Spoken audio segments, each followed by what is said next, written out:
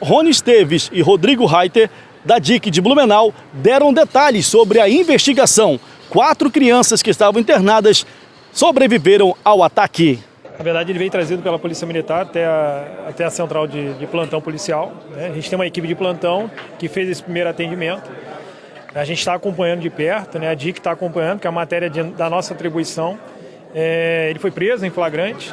Agora a gente está analisando todas as informações, o celular dele foi apreendido para que a gente possa tentar identificar a motivação desse crime. Então houve uma primeira etapa, como o nosso delegado-geral falou, que foi a situação flagrancial, né? Ele foi conduzido e autuado em flagrante. Agora entra uma outra etapa, que é a gente analisar todas as informações que estão sendo coletadas para saber não só, né, a motivação, para saber não só a motivação, ou quem sabe, né, se alguém teria colaborado com ele para a prática desse crime. A princípio foi anunciado ali que ele seria uma espécie de lobo solitário. Um lunático que entrou sozinho na escola, sem ajuda de ninguém? Seria isso? Não tem uma outra instituição, nem um grupo por trás dele?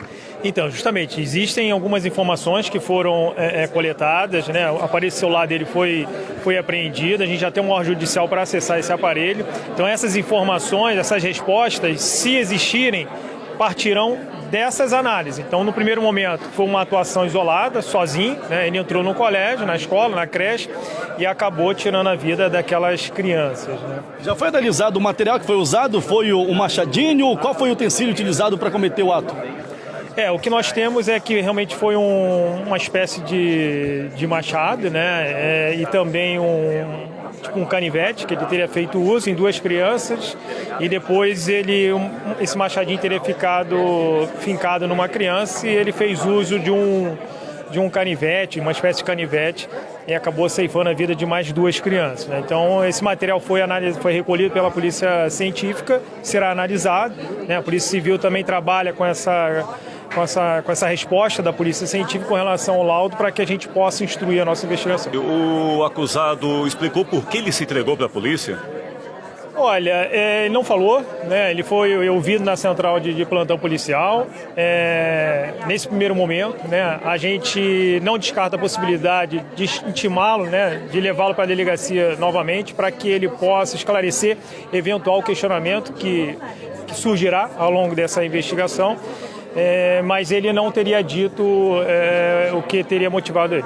Delegado, uma dúvida importante especificamente. Então, parece que foi aleatória, né? Ele estaria numa academia ali nas proximidades, ele teria passado por uma escola, dito por ele, e depois ele achou por bem escolher essa escola como alvo. Delegado, o que já se sabe sobre possíveis outros ataques? Porque durante aqui a fala inicial, vocês frisaram muitas vezes de que a investigação até aqui levou à conclusão de que é um ataque isolado, não há risco para outras escolas, não há risco para outras crianças e famílias. Como vocês chegaram a essa conclusão? Na verdade, o que se analisou, né, preliminarmente é que foi uma ação isolada, né, mas algumas informações foram coletadas, o celular dele é importante, né, os policiais foram até a casa, foi recebido pela mãe, não tinha TV, não tinha computador em casa. Então, se ele agiu, né, com mais gente, possivelmente essa informação virá, né? Mas para isso a gente precisa de uma ordem judicial. Essa ordem judicial já foi dada, para que a gente pode acessar o telefone e ali extrair as informações necessárias para instruir a investigação. Mas foi essa primeira entrevista dele? Como foi? Exatamente. Então, ele foi ouvido na central de plantão policial. Essa investigação está dividida em 2 fases, né? Ele foi conduzido e autuado em flagrante pela uma equipe plantonista. Agora a gente entra na DIC, né? Uma especializada, entra para que a gente possa avançar nas investigações, justamente analisar se as informações estão sendo coletadas, informações estão chegando, para a gente tentar, né, identificar a motivação e se mais alguém teria participado com ele na prática desses crimes. Qual é a ordem cronológica? A dinâmica da invasão e da saída dele. Como é que funcionou isso? O que tem de informações? Então, o que a gente tem é que ele chegou de motocicleta, né, pulou o muro da creche de capacete, e ali já desferiu, fez uso do instrumento que ele tinha, né, uma machadinha, enfim, e desferiu em 2 crianças. Como ficou presa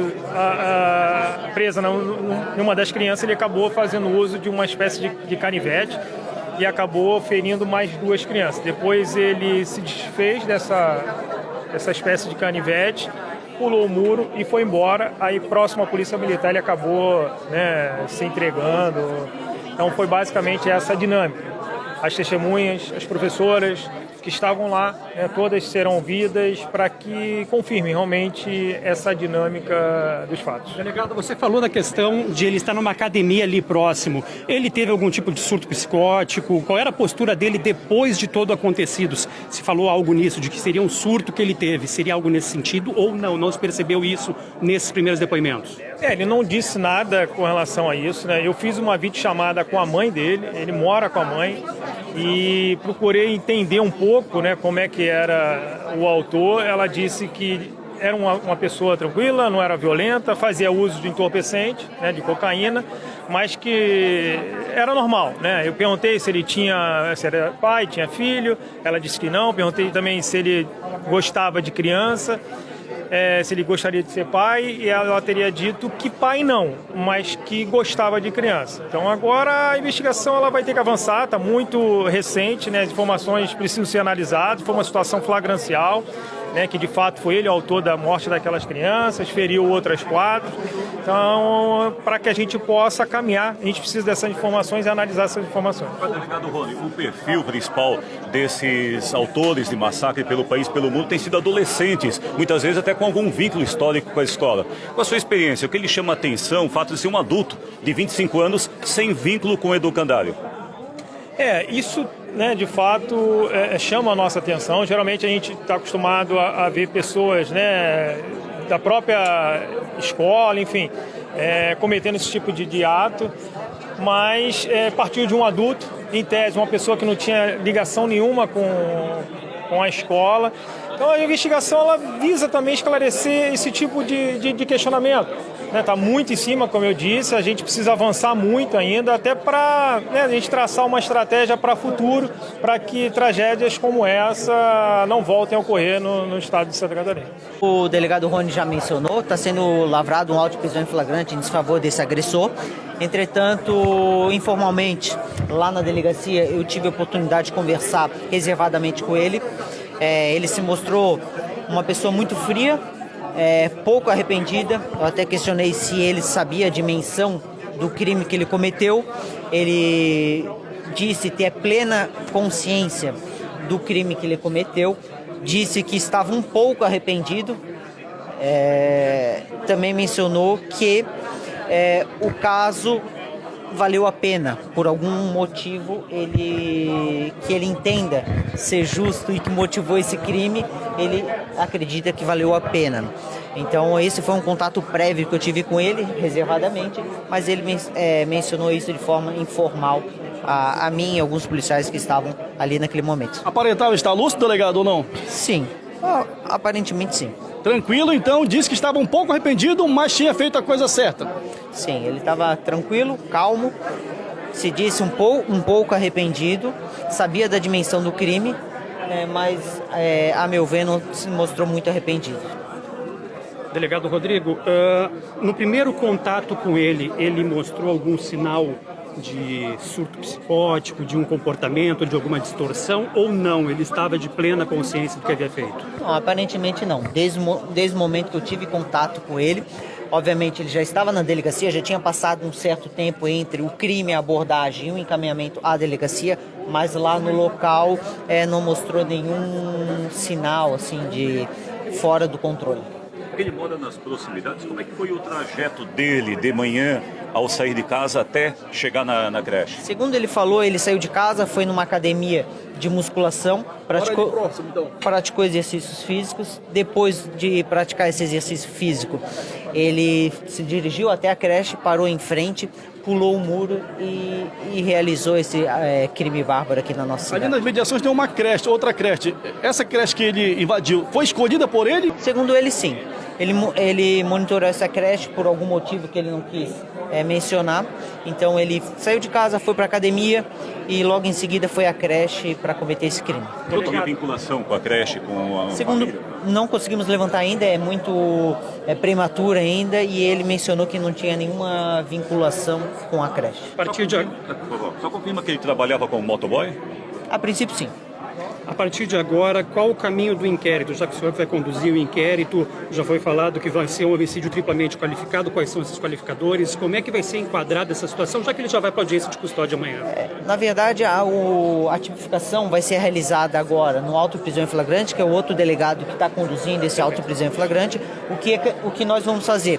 A DIC, que é uma unidade especializada aqui de Blumenau, que trata e apura esse tipo de crime, vai aprofundar a investigação no intuito de identificar os momentos anteriores ao fato delituoso, a motivação, o perfil desse agressor e também, e não é de se descartar, mas entretanto, nesse momento ainda não é possível afirmar se há outras pessoas envolvidas. Delegado, qual foi o papel dos profissionais que estavam no educandário para evitar um mal maior do que 4 vítimas? Os professores, atendentes?